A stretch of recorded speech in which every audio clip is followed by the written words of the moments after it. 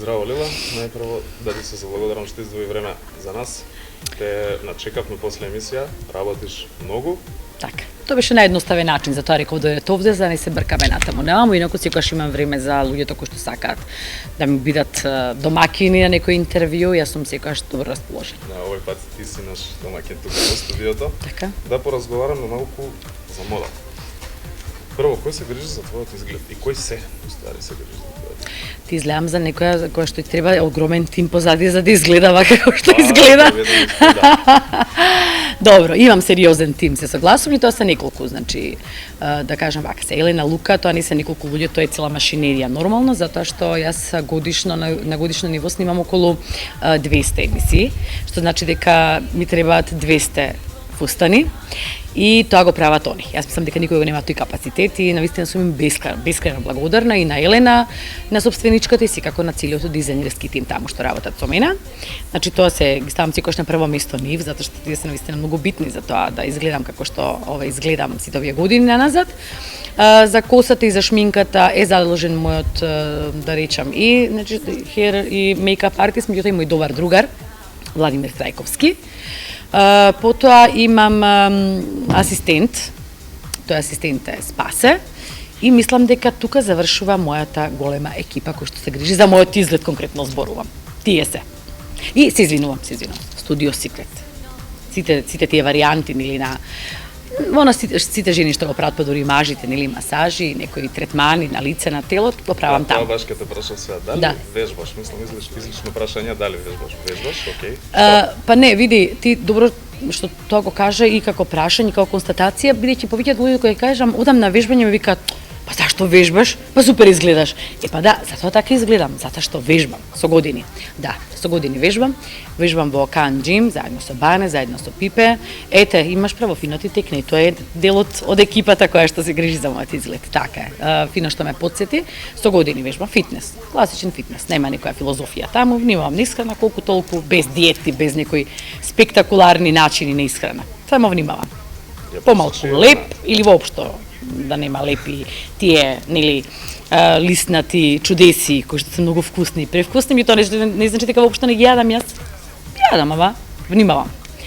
Не газирано, сакам да кажам, не пијам газирано. Што друго не правам? Не пушам цигари, не пијам алкохол, па мислам дека една од причините е и тоа за мојот изглед.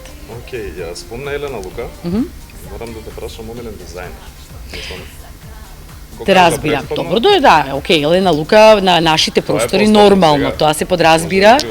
Тоа се подразбира. Јас би издвоила Стела Маккартни. Значи, ако стакам некои нечии работи да носам, тоа е Стела Маккартни.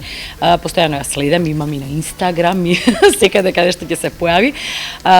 Сега баш пред некој време купив и преубави очила неизини, меѓутоа ја обожавам и незината гардероба, за која што се не можам да кажам дека имам не знам какви парчења, меѓутоа навистина ми е план што повеќе да ја имам во мојот гардеробер. Моден идол. Моден идол. Да. Зборуваме како јавна личност која што убаво се обликува на такво нешто се мисли. Дали ти следиш некого и се огледаш на него? Јас сакам многу Джесика Алба. Тоа е актерката Джесика Алба, која што ми изгледа фантастично и кога е во некое опуштено издание и кога е нели на црвениот тепих, и да кажам Джейло си ја сакам онака години назад, и почитувам она што го прави, затоа што е вистински работник. Джейло е, да кажам, нели за неја има една теорија, вели, ниту е фантастична пејачка, ниту е фантастична актерка, меѓутоа тоа сите знаат одлично да го склопи. Фантастична танчарка и таа некоја комбинација што ја прави со нејзин фантастичен изглед, феноменален изглед и приватно и професионално, ја става таму каде што е некаде на врвот години наназад и да кажеме ти таа ми на некој начин моден идол. И тоа првите ја споменам Джесика Алба и добро, Вентура, една единствена, мислам, не греши. Лично ти, на кој аспект обрнуваш најмногу внимание? Може би некој аксесуар, милен или... Вака. Ако мислиш на моден додаток, не толку аксесуар, колку што ми е битно да имам убави чевли и убава торба. А што се однесува на мене, најбитно ми е да ми е косата пред се чиста. Не излигувам со мрсна коса и тоа никому не го препорачувам. Значи, мораме да најдеме секојаш време да имаме измиена коса. Тоа ми е многу битно, значи не мора да си исфениран, да одиш нели на фризер, морам да признам дека имам среќа што научив самата да си ја правам косата кога Владимир не може или во нели ситуации кога немам работа и снимање, туку приватно кога сакам добро да изгледам, дури и сама тоа можам да го направам, меѓутоа она што можеме сите да го направиме да имаме чисти коси. Па и ако не ни се среди, можеме да ги собереме и да ставиме некоја капа или нешто слично, меѓутоа не недозволиво е за жена да излезе со неиспрана коса, со мрсна коса. Воред чевли, чанта спомни. Да. Бренд некој омилен? Омилен бренд ми е Gucci, имам неколку торби на Gucci. Морам да ти кажам, она биркинка по која што се палат, да кажам, повеќето од жените, не се наоѓа на мојата виш листа. И можеби сакам, не можеби, туку идната чанта која што сакам да ја купам, тоа е чантата на Шанел. Значи тоа мора да се има, секоја жена мора да има една Шанел ташна, Шанел торба да кажам, поточно тоа е нешто што не станува збор за некој моментален моден тренд, тоа е нешто што е вечна елеганција, која што може да ја комбинираш и со патики, и со сандали, и со чевли, и на ниски, и на високи подпетици, така што една Шанел торба навистина многу добро би ми дошла и тоа е она што е следно на мојата, пак ќе кажам, виш листа. Океј, дали ти сметаш македонките дека следат модни трендови општо? Дали ние сме модерна нација? Па види, не е работава само да следиш, треба да следиш и да го препознаеш она што го следиш. Значи, многу често знаеме да се измешаме и да се збуниме што е она што треба да го следиме. Знаеш како?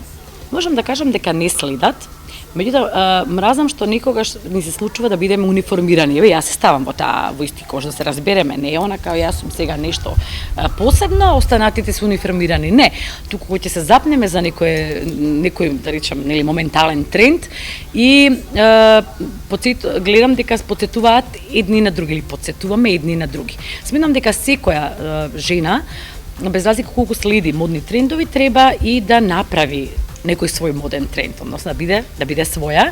И јас многу често така кога ќе видам дека е нешто така, да кажам во наводници модерно и актуелно, се трудам да во моментот не го правам јас тоа. Значи да не сум, се трудам, не ми успева секогаш. Јас знам така да се слеам во толпата што се вели. Меѓутоа за македонките сметам дека се преци убави девојки, убави жени. Мислам дека се средуваат, мислам, види се, со тоа каде живееме, колку пари имаме, не можеме и многу да очекуваме, тоа мислам дека од минимум вадат максимум. Можам да кажам дека од она што го гледам по улиците, на Facebook, гледам девојки и дами кои што знаат да се обличат, меѓутоа за жал има и нели една се надевам помала група, така на помал процент, сакам да кажам, на жени кои што можеби застанале во времето. Јас почитувам кога некој нели не го следи трендот и си останува на некој си свој стил, кој што со години го негува, меѓутоа некогаш треба да се поместиме, односно не е работава да кажеме, слушаме, не ме интересира, јас имам некој си свој стил, не смеме да изгледаме издемодирано. Тоа не е во ред, инаку секој си има право на свој стил и баш кажам дека нема потреба да ги следи слепо модните трендови. Нашите девојки пред се многу убави, згодни и имаат стил, меѓутоа треба сепак повеќе да работат и повеќе да следат и Фејсбукот, да речеме, и сите останати социјални мрежи, да не ги користат само нели за допишување и ставање на слики, туку повеќе за информирање на тоа што е ново во светот воопшто, не само во светот на модата. Барем јас за тоа го користам Фејсбук. Едно екстра прашање ме потсети. Ајде. Во врска со тоа колку трошиме. Не барам бројки, ама колку ти трошиш процентуално или не знам како, да ми објасниш на тоа како ти изгледаш. Види, да сакаш да ти кажам бројки, навистина не можам да ти кажам не дека не сакам или кријам, туку јас навистина едноставно да не конкретизираме непотребно. Да, значи види, можам денес, во месецот да купам неколку нови парчиња, а во следниот месец да искомпензирам и да кажам нели да не купам ништо. Така што можам само да ти кажам дека трошам доволно за тоа да изгледам добро. Јас да речам овие луѓе кои што грижат за мене, јас не плаќам ништо и тука е мојата предност. Така, значи тие добиваат реклама, така е, значи тие добиваат реклама, јас добивам користење на нештата без пари, што значи дека имам пари плюс за да си купам нешто додатно или да отидам некаде во странство, каде што навистина наоѓам многу парчиња и за многу поевтини цени. Тоа морам да го кажам, не е фората кога некој ќе каже јас купувам во странство дека јас купувам таму скапи работи. Не, напротив, Во странство многу работи кои што ги има кај нас се поевтини. И повеќе ти се исплати да купиш карта и да прошеташ и да си купиш поевтини парчиња, него некогаш велам, да купуваш овде. Не можам да ти кажам, драг мој, колку трошам, меѓутоа морам да ти кажам дека за да човек изгледа убаво, не треба да гледа на тоа доколку може да си дозволи.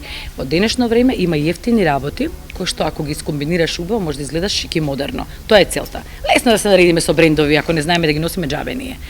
Така што трошам доволно, односно колку што можам да си дозволам. Океј, фала ти. Ти благодарам и на тебе.